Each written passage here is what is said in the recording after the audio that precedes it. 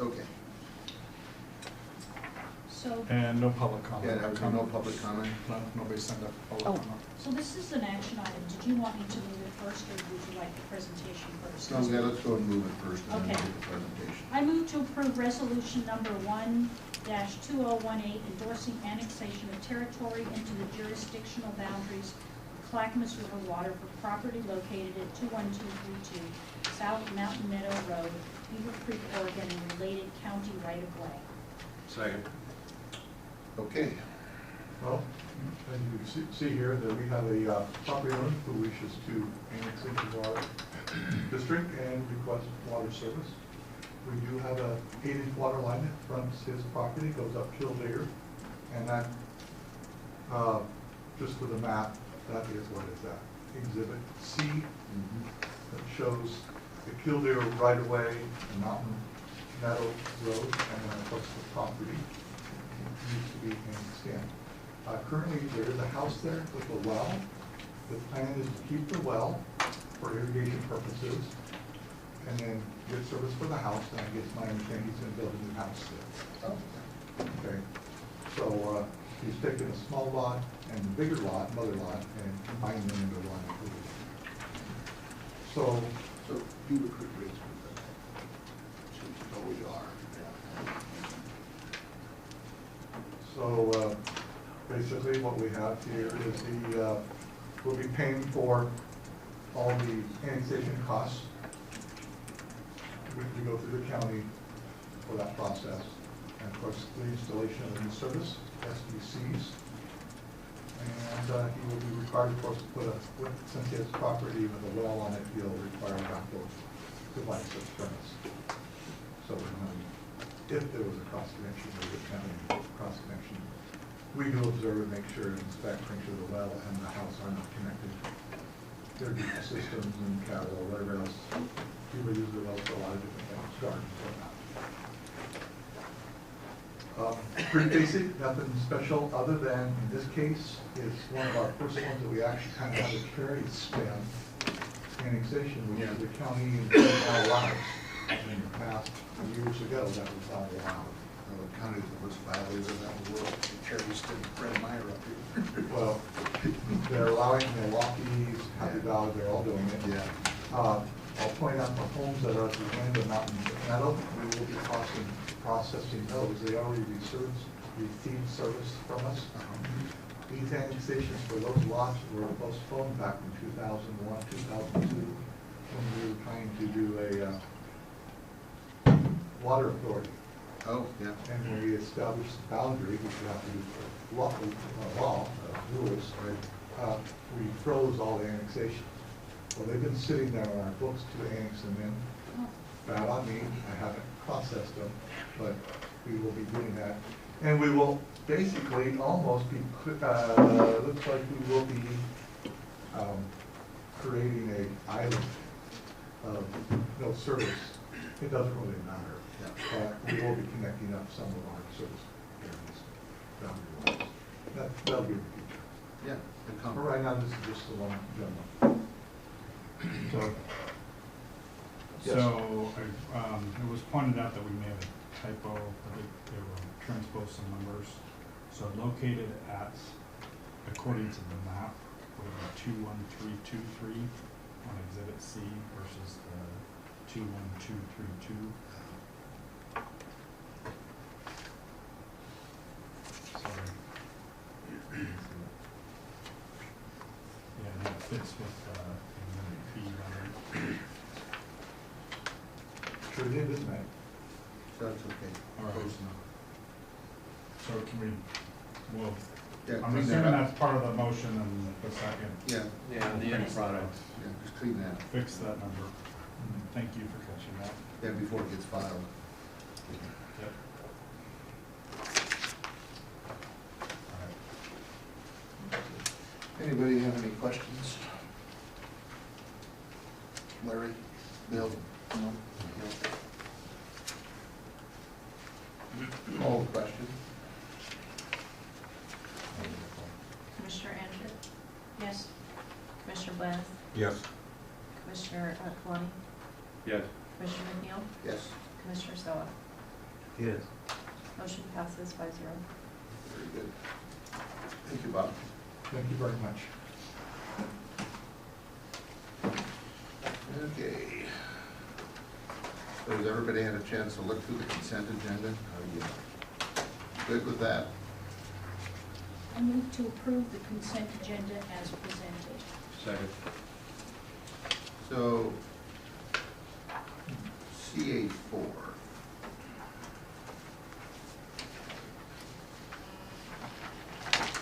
Mr. Joe, do you have anything to add to what we got for that? That new little development, Beaver Creek?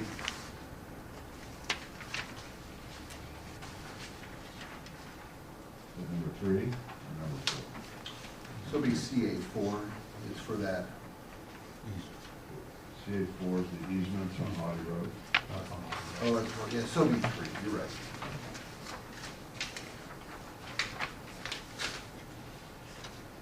Is there, so. I just want to know if anybody, it's similar to what we just did, and so,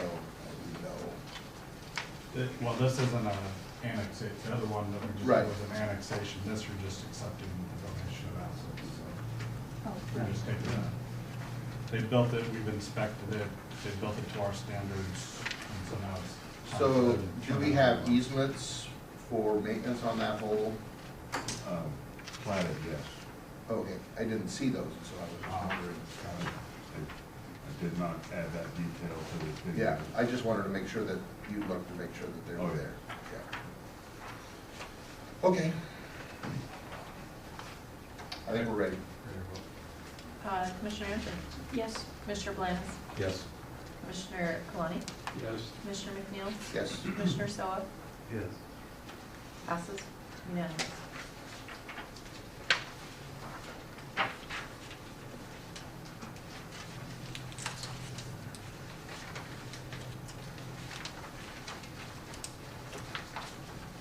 When you're ready, Tom. Ready? Okay. Well, I always like to celebrate a holiday, and it's actually Happy Imagine a Day Without Water Day. It's October 12th. So it's amazing what days they have in the calendar. It's also the 55th anniversary of the Columbus Day storm. Oh, today is. Absolutely. Wow, that changed a lot. There was a whole lot of people not having water at the end of that day. Well, then it's even a more critical day. It is a day set aside, it's actually a national day set aside in the last few years where I want to encourage people to think about what it would be like to have a day without water. And unfortunately, Commissioner McNeil's pointed out, that happened 55 years ago, but it's happening today as well. Yeah, we were in mid-blow right now. Yeah, I mean, and I've talked to some folks in the Canby Aurora area, so. So, you know, there's a lot of things that happen as it relates to making sure that we're providing our customers with clean and safe water to their homes and businesses. I thought it was interesting, they had a statistic associated with this where if you had, and I realize this is kind of unrealistic, but if you had a single nationwide day without water service, it's estimated to cost over $43.5 billion of economic activity. Now again, having the whole nation out of water at once isn't very realistic, but I think it does illustrate the economic value and the importance of water and how we maintain our economic well-being, our health, public health, and just overall quality of life. So again, a day without water is a good reminder for everyone about the importance of making sure that we're making progress in providing that safe and resilient water system, but also encouraging people to think about what are they going to do if it's not available.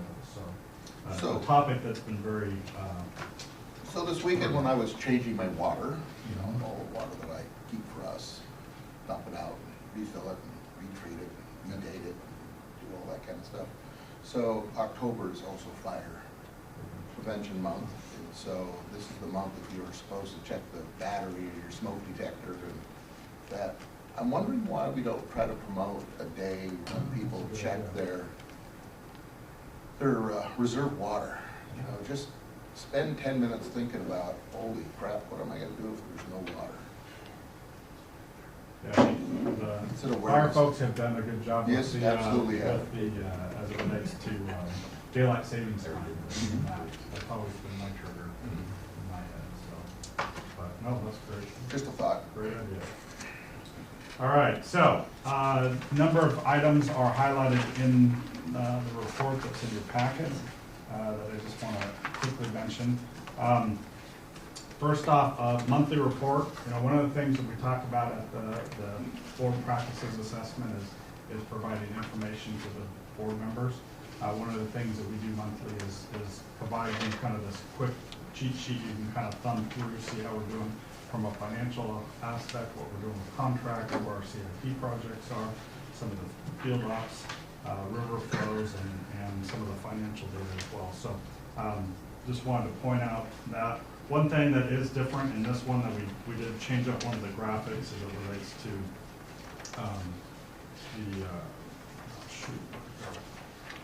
there we go. On page 5, the customer consumption. I think in the past we've been showing that as a 2-month increment, but we're going to try to show that as a monthly increment, which I think kind of tells you the story. Realizing we bill on a 2-month cycle for most of our residential customers, so you're going to see a little bit of bumpiness, but I think it tracks a little bit better that way.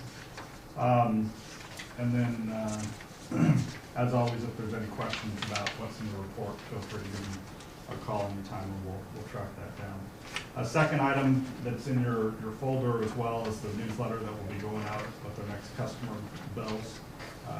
We're focusing, this will be comes out in late October, so this is kind of our next 2-month time period, so we're trying to get cold weather tips and information out as well. And then also in your packet, I believe you have a copy of the newsletter from the Clackamas River Water Providers that was recently distributed as well. As far as So I have a question. The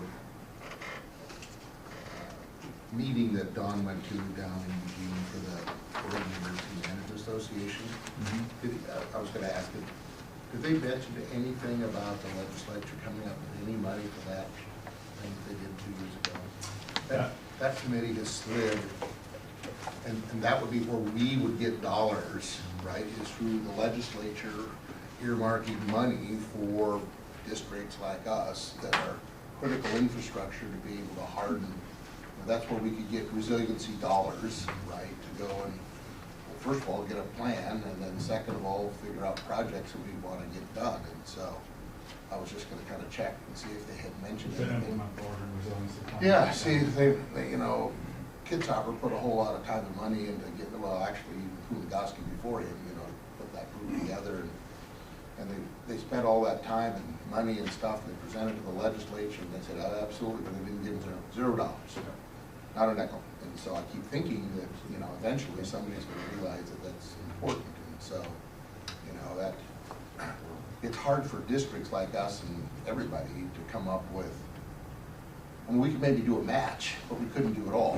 So if we knew that there was money that we could apply for projects, that's a good way to do that. So in the Oregon Resiliency Plan, especially as it relates to water and wastewater, is it, really the way they're looking at it is that you incorporate it as part of your master planning effort. Yeah. And so there's actually proposed rules right now with the Oregon Health Authority and Drinking Water Program where they're actually making that a requirement in master plans. We've been tracking that. I've actually been involved with meetings with Special Districts Association, Oregon, and the Oregon Cities and Oregon Association of Water Utilities to kind of strategize how to build that additional definition. As part of that resiliency plan, you know, everybody kind of endorsed, yes, we should be incorporating it as part of our master planning process, but it gives you a 50-year time period to do that. And so actually one of the things you're going to hear about at our work session next month is the resiliency plan and then how we would kind of tackle that issue in our master planning process. And so that'll be something. So do you intend to have that be part of the piece of the master planning process? Yeah, it'll be a piece. Yes. And keep in mind the Oregon Resiliency Plan, again, it's looking at a 50-year time horizon. Our master plan will look at a 20-year. Post-earthquake. No. No, implementing the resiliency plan is a 50-year. Because they Yeah. realize it's a huge Yeah. issue, and they're not putting any money to it. Yeah. So what they're trying to do is, when it comes time to rehabilitate or replace that particular structure or pipe, you build it to these different standards. It's not telling you to go out and change everything today. So it's a little bit different, but that's a good segue because we'll get a chance to talk a little bit more about that. And then we're also tracking that through the special districts. Are you good? Okay, that'd be good. I mean, that's a good forum to do that. So I did want to report on some meetings attended. North Clackamas County Water Commission, I did attend the meeting where they had discussed the letter that we provided to them, which the board all saw as it relates to the interest in what do we want to do with the agreement between NCCWC and CRW as far as the water supply agreement. Overall, it seemed to be received very positively, whereas it's time to have that discussion. One of the things that they also need to deal with, though, is kind of looking at the NCCWC, North Clackamas County Water Commission, intergovernmental agreement and how they're organized, because they want to make some changes to that. And so one of the things that's not certain is just kind of the timing of how that all plays out. And so we'll be working with Wade Hawthorne, who's not only the Sunrise General Manager, but also the NCCWC Manager, and Sarah Jo Chapin. I'm sorry if I keep mispronouncing that. Chapin. I keep wanting to put an L in Chapin. And anyway, and Jim Wineout with City of Gladstone as well. So we'll be progressing hopefully at some point with that discussion as well, and kind of get some clarity. Clackamas River Water Providers, you got the newsletter. I did want to mention Commissioner Blanos and Commissioner Anger had a chance to participate in the tour on Saturday. We went up to the upper watershed. A little cold at some points, but not too bad. Not warmer than it is this weekend, that's for sure, right now, with all the really fun windy. So I had a chance to interact with the U.S. Forest Service and see some of the work that they're doing in Portland General Line. And see some of the stuff happening around here. So overall, I thought positive tour. It was a long day on the bus. It was a long day. It was a long day on the bus. I'm always up there. Big river. Yep. Regional Water Providers Consortium recent board meeting. I think one thing of interest is on the agenda was the approval of an amendment to an agreement between the consortium and CRW as it relates to our emergency water distribution trailers. And the real short of it is I'm going to bring you the amendment next month at your next board meeting. For approval. The consortium did it. All it does is it really has zero effect on CRW. It just allows the Regional Water Providers Consortium, instead of having repairs for those devices requiring a vote of the Regional Water Providers Consortium Board, it allows the Regional Water Providers Consortium Technical Committee to make that decision up to $2,000 repair. So again, it doesn't really impact us, but we will need to approve it since it is part of it. Any talk of getting another one? Actually, I think South Fork is scheduled to get one, and That's what I was wondering, because they had said that they were going to try to do that. yeah, I don't think they haven't got the money yet No. and stuff, but they're in kind of one of the. Or the bid application. Yeah. So I want to move on to item 3, the information technology improvement, because you think about what's happening in the news as it relates to data breaches and gosh, all I have to do is mention Equifax and some of the different things that are happening. I think one of the things we've been able to make a lot of strides on with Tom's leadership has been to kind of make some improvements to our IT system and how we're approaching things to make it more secure, more reliable, and more up to date. And so appreciate the board has been supportive of that, incorporating funds in the budget, and I think we've made pretty significant improvements as it relates to that. Feel a lot better about where we're at as far as the security and resiliency measure there. Let's see real quick. I did want to mention the Water Interconnection Database. Again, this is another Regional Water Providers Consortium project where we actually have a database talks about or shows how all the different systems are connected in emergencies or can be connected. We're actually got an exercise that we'll have some staff participate in on October 24th. This is the second iteration of this database, and so it's kind of chipping away at trying to make it more relevant and more improvements. So how often are the valves turned for the interconnects? So, in some instances, not at all. I know that we're concerned is the information that I've been getting from these disasters is that the valve maintenance hasn't been maintained, and so they go to, implement the program, and all of a sudden we've got a bad valve, can't turn it on, plan falls apart. So there's certain things that, yeah, it's stuff that, in some instances, yes, they are exercised, and others, we have a connection to Portland that we have an exercise, but that's one of the things on my to-do list is eventually talking about some sort of emergency supply connection. Do something like that. We do have some of the NCCWC. We don't, what? Oh. Never mind. Talk later. So when you talked to Gladstone, did he verify, or Public Works guy, did he verify the valve at Arlington in '99 for the pipe that comes across the river? Oh, I mean. He was gonna go investigate that and make sure that thing worked. Oh, I don't know if he actually, he didn't say that. Okay. Yeah, So, I'd forgotten about that line coming across the bridge, it goes all the way down to Oregon City Shopping Center, so. That's it. yeah, that's the one on. Gladstone line? Yeah, the old Gladstone, their own main line. Yeah. It doesn't connect to anything on the other end, but, I mean, it's sure be a short hop to make it tie to the South Fork line. Oregon City. No, South Fork's line going across the bridge. That's the one we talked about that one day. Yeah. Safety update number 5, just one of the things we've been really emphasizing is trying to break off and by month training that applies to all the districts. And so we completed training for August and September, and now working on the October training. We also have updated our employee emergency handbooks, although I noticed we don't have anything in tornadoes about this. Can you get those for the board so we can take a look? We could. It's more, what do you do when you're here? Yeah.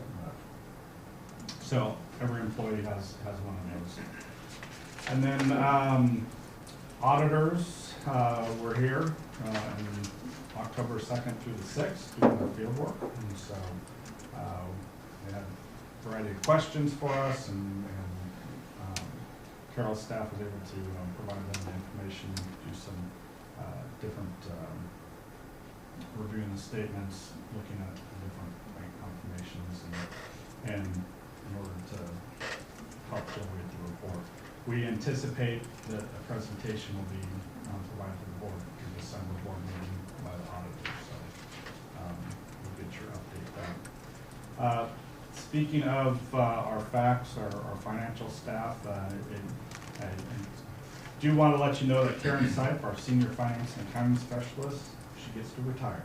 So she has worked for the district for over 18 years. She's not gonna take the PERS hit, huh? No, Good for her. Yeah, she's been one of these folks that's been instrumental in our budget preparation and our financial reporting and the use of our financial system and so on. She'll be definitely sorely missed. We have been doing a lot of work as far as having some other people work with her to kind of get that cross training taking place before she retires at the end of this month. So she even had a chance to, while she was here the last 18 years, to serve in the interim as a finance director, serve as a budget officer while in between finance directors and chief financial officers. So she's got a ton of information, and so we're trying to extract as much of that Download it information first. as quick as possible. Brain dump quick. It's been going on for a while. So. Then looking ahead, you do have the the October 30th board work session, so just note that is not your typical board work Right. session date. Yeah, We move moved the that week. to deal with the consultant and give us some time there. Also to note that there is, we're talking about legislation, SDAO is having a governmental affairs staff present what they call their Metro breakfast, where every quarter they'll host a breakfast at the And now, breakfast. that is the same morning as. Yeah, I was gonna say, you two so can't go, because that's a That's fine, I devastating went day, another but year, if maybe anybody somebody else might want to If go. anybody else wanted to go, just coordinate with Karen and she can get this signed up for that. A couple other items that have happened since. Larry? Oh, I'm sorry, pardon me. October 30th, that's Monday, or? Yes, it's a Monday. So, couple other things, Adam already shared on the conditional use approvals by the county, and so that means we have a full 152nd in Redlands, so that's a good step forward. One of the things I sent you an email about is with respect to the Veterans Village Right. planning. And so what I wanted to do this evening is, one, just make sure that you got the information, because we just mailed it out and I forgot about the holiday on Monday. And then two, really kind of the next step associated with that is to develop a memorandum of understanding. And if that's something that you don't want me to go down, it'd be helpful to know that now versus going and doing all the work. What, I'll just stop there, how's that? Okay, I've got a question now. This is a tie-in with the county? So it's a county property, and so you received you received the memo that Right. had all the county information. Yeah. And so it's county property, it's, I don't know, I guess I'm not clear on if it's a, sorry, Bob, if it's a, or Joe, is it eventually, I don't know if it's gonna be a nonprofit. It's supposed to be more of a limited duration type of. Yeah, unless it's more successful, then it's Yeah. going to apply that it would continue. Yep. And so again, what we've kind of talked about, what they've proposed to us is can we suspend the collection of those SDCs associated with that for that first 2 years, unless, because the thought is it's going away, but if it does continue, then we would collect the SDCs. On year 3. Yeah. And- So, yeah. so we're not, program is- so I was very careful, I don't want to forgive any SDCs Right. at this point, but they're saying, well, if this is kind of a pilot program, and if it goes away in 2 years, then they don't know what eventually will happen with that property. So they'll still buy the meter, they'll still pay for the connection, do all of that stuff, but they won't pay the SDCs. SDC and then our meter drop-in fee, which is $600. So we're gonna donate the $600 drop-in fee? No, or they would pay that. They're gonna pay. Well, no, let me back up. So, they would pay that if it went beyond. So they would also pay that if it goes beyond 2 Yes. years. So they would pay the drop-in fee and the SDC Yeah. at year 3. Yep. Now, this But they're already agreement, paying all the development review and the service installation. that agreement is with the county, is that correct? Is that? It's that's going to my be a understanding? memorandum of understanding or memorandum of agreement with the county. The program and project itself, I'm totally in favor of. However, I'm not in favor with any agreement with Clackamas County based on our contract. Previous experience? Yeah. You got some reservations there? Oh, do I? I Yeah, don't good want to for you. waste all our time talking about my reservations with the county. So, if we do decide to get involved with this to the level that we're talking about on this, It should just be an agreement, not an MOU. yeah, We just have to have an agreement. I need something that really nails their what's it to the wall if we get involved with it. So keep in mind why they're the property owner. And so Right. that's why we're having that Yeah. So, yeah, I mean, if it's, memorandum of agreement, memorandum of understanding, or Oh, they've regular contracted. IGA. They've contracted with Catholic Charities, Portland State University, and City of Pear. So it's not a totally accounting, No, they're gonna run it, the county's Yeah. gonna own it, okay. They're involved totally with it different. all the way up Yeah, to. our agreement won't be with them at all, it'll be with the county. And that's why Hugh has the reservations that he has, is that, you know. Well, 3 years from now, I prefer that we don't have to go in there and, Well, an MOU really isn't binding, yeah. it's not. Okay, so you're looking for. Yeah. Yeah, Okay. Yeah, tight, yeah, well, really tight. as tight as we think they are. No, I don't understand what the difference is. What are we talking about? So an MOU is a memorandum Yeah, of I know what that understanding, is, right? yeah. And it's not binding. They can wiggle all over the place. We couldn't take them to court and say, we had this agreement, you know, and well, no, so what we'd rather have is, something signed by the Board of County Commissioners that says, yes, no, well, our give is a two-year deferment of the two charges for them to find out if their program's gonna work. If it goes away at the end of 2 years, it goes away, and there's no harm, no foul. But if it goes to year 3, then they're on the hook for coming up with the money, and they need to, over that 2-year period, budget for those dollars. So, okay, so you want to make it an agreement instead of an MOU? Yeah, Is that what absolutely. you're saying? Yeah. Does it make any difference? Who came up, does it make any difference to you? They said they would kind of put it in writing however we needed, and they suggested the MOU, so. So we'll talk about that. Okay? Some regional items just to make you aware of is, Lake Oswego and Tiger had their water partnership held their project completion celebration this afternoon, but you were here instead, which I appreciate. Also, our neighbor, Portland, has been dealing with some cryptosporidium detections. And so I think it is important to note, just given the fact that hits the news, they still are doing the increased sampling and monitoring as part of the variance, but the variance was scheduled to go away later this year. November 22nd. And but they have submitted, back on October 9th, they did submit their schedule and plan for the design and construction of the water filtration plants to OHA to allow them to move forward, so. I don't know if you've noticed or not, but it's actually, with the fall and so on, it happens to sometimes be a time where we experience a little bit more leaks. We've actually had 5 smaller repairs in the last 3 weeks on some 4- and 6-inch cast iron and early steel water lines.